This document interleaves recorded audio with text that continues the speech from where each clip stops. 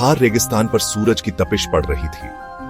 रेत चमक रही थी। एक सुनहरा समंदर जहां तक नजर जा सके फैला हुआ था। यह था कृपाल सिंह का इलाका। एक ऐसा आदमी जो इस बेरहम जमीन ने तपाया और मजबूत बनाया था। उसकी बात कानून थी। उसकी मौजूदगी इस बेरहम जमीन में सुरक्षा का वादा थी। वो रेगिस्तान के राज, उसके मूड, हवा के हर फुसफुसाते शब्द को जानता था। कृपाल राजा पैदा नहीं हुआ था।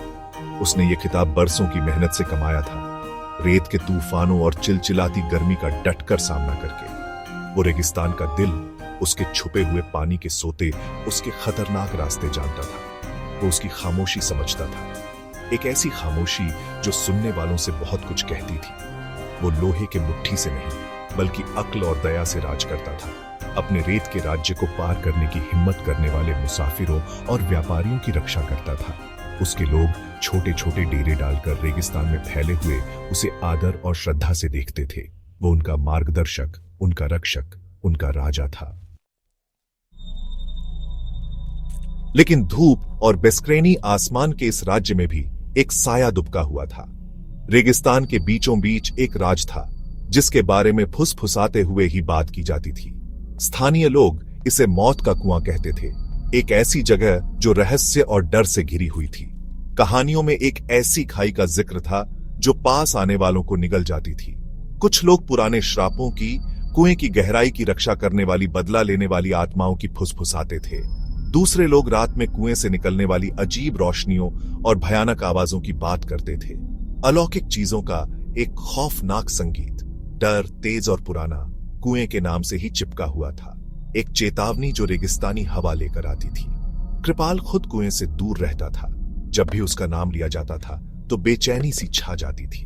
उसने अपने लोगों की आंखों में डर देखा था, उनकी आवाजों में दहशत सुनी थी। वो किस्मत को चुनौती देने से बेहतर जानता था। रेगिस्तान में कई राज थे और कुछ उसका मानना था कि छेड़े नहीं जाने चाहिए।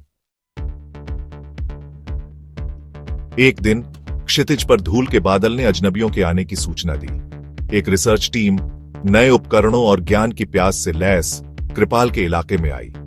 वे मौत के कुएं को ढूंढने आए थे। उनके नेता डॉ मेहरा को यकीन था कि इसमें इंसानी समझ से परे रहस्यों के जवाब हैं। कृपाल ने उनका सावधानी से स्वागत किया, उन्हें वो मेहमान नवाजी दी जिसके लिए उसके लोग जाने जाते थे। वो अज्ञात को जानने की उनकी इच्छा समझता था, लेकिन वो रेगिस्तान के मिजाज को भी जानता था। उसने उन्हें कुएं के खतरों, उसके आसपास की फुसफुसाहटों और कहानियों के बारे में चेतावनी दी। डॉ मेहरा विज्ञान और तर्क के आदमी ने चेतावनियों को अंधविश्वास कहकर खारिज कर दिया। उसने कुएं को एक चुनौती के रूप में देखा, एक ऐसी पहेली जिसे सुलझाया जाना था। उसने कृपाल को भरोसा दिलाया कि उसकी टीम तैयार है। उनके आधुनिक उपकरण किसी भी मिथक को दूर कर सकते हैं। अपनी शंकाओं के बावजूद कृपाल उन्हें मार्गदर्शन करने के लिए तैयार हो गया। उसका कर्तव्य उसे उन लोगों की भी रक्षा करने के लिए मजबूर कर रहा था जो खतरे का मजाक उड़ाते थे। सफर मुश्किल था। सूरज एक बेरहम दुश्मन था। रेगिस्तान उनकी परीक्षा ले रहा था। उनके रास्ते में रेत के तूफान और मृगतृष्णा भेज रहा था। लेकिन टीम आगे बढ़ती रही। खोज का वादा उनके हौसले को बढ़ा रहा था। आखिरकार कई दिनों के सफर के बाद वे उस जगह पहुंच गए जहां कुआं कहा जाता था। लेकिन रेगिस्तान के कुछ और ही इरादे थे। अचानक एक भयानक रेतीला तूफान, जैसा कृपाल ने भी कम ही देखा था, उन पर आ पड़ा। कुछ भी दिखाई नहीं दे रहा था। हवा भयानक आवाज कर रही थी। उन्हें पनाह लेनी पड़ी। उनके वाहन तूफान के कहर से जूझ रहे थे। जब तूफान थमा तो एक भयानक सन्नाटा छा गया और उन्होंने खुद को मुसीबत में पाया। उनकी जीप रेत में बुरी तरह फंस गई थी। उनका सामान घट रहा था। वे फंस गए थे एक ऐसे रेगिस्तान के रहमोक्रम पर जो कोई रहम नहीं दिखाता था। डर, ठंडा और तेज वैज्ञानिकों के दिलों को जकड़ लिया। तूफान की ताकत ने उनके आत्मविश्वास को हिला दिया। दिन रात में बदल गए। रेगिस्तान की हवा हर घंटे ठंडी होती जा रही थी। उम्मीदें कम होने लगी। डर उनके हौसले को कमजोर कर रहा था। यह कृपाल था, रेगिस्तान का राजा, जिसने हार मानने से इनकार कर दिया। वो जानता था कि उनके बचने का एकमात्र रास्ता मौत का कुआं ढूंढना है। उनकी बेबस स्थिति में एक उम्मीद की किरण। बरसों के अनुभव के आधार पर रेगिस्तान का उसका ज्ञान नक्शे से ज्यादा सहज बोध था। उसने उन्हें खतरनाक रास्तों से होते हुए आगे बढ़ाया। ये एक जोखिम भरा सफर था। उनका रास्ता खतरों से भरा था। फिर भी कृपाल आगे बढ़ता रहा। उसका हौसला बुलंद था। उसकी नजर क्षितिज पर टिकी हुई थी। वो रेगिस्तान के राज जानता था और वो उन्हें जिंदा रहने के लिए इस्तेमाल करेगा। आखिरकार थकान की कगार पर वे एक ऐसे दृश्य पर ठोकर मार गए जिससे उनकी रूह कांप गई। वहां बीच रेगिस्तान में मौत का कुआं था, लेकिन ये कहानियों वाली अथाह खाई नहीं थी। इसके बजाय उन्हें एक छुपा हुआ नखलिस्तान मिला। रेगिस्तान के बीचों बीच जीवनदायिनी पानी का एक सोता। मौत का कुआं। पता चला मौत का नहीं बल्कि जीवन का स्रोत था।